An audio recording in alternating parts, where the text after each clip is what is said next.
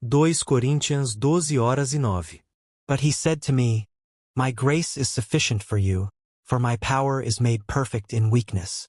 Therefore most gladly I will rather boast in my infirmities, that the power of Christ may rest upon me. Verse breakdown. Background. Paul is speaking about a persistent thorn in the flesh. He prayed 3 times for its removal. God's response reframes suffering, weakness, and power. My grace is sufficient for you. Grace here means sustaining strength, not relief from difficulty. God offers provision, not exemption.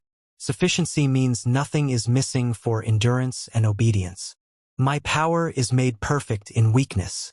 God's power reaches full expression when human strength fails. Weakness does not block God's power. It creates space for it. Dependence, not capability, becomes the requirement.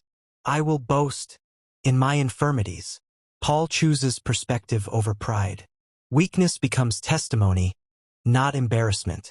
Boasting here is not self-pity but confident trust in God's work. That the power of Christ may rest upon me. The phrase suggests a settled presence, not a temporary visit.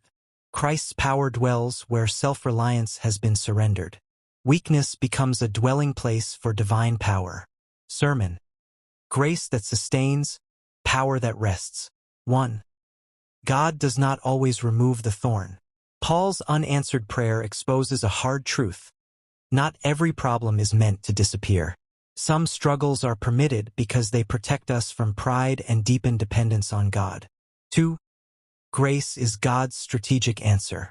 Grace is not consolation. It is capacity. It enables believers to function faithfully under pressure. When escape is denied, grace supplies strength to stand. 3. Weakness is not disqualification. The modern mindset equates weakness with failure. Scripture contradicts this.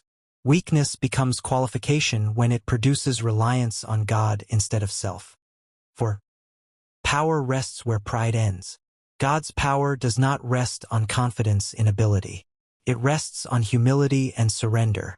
When control is released, divine strength settles in. 5. The goal is Christ's power, not personal comfort. Paul shifts his desire from relief to presence. He values Christ's power resting on him more than the removal of discomfort.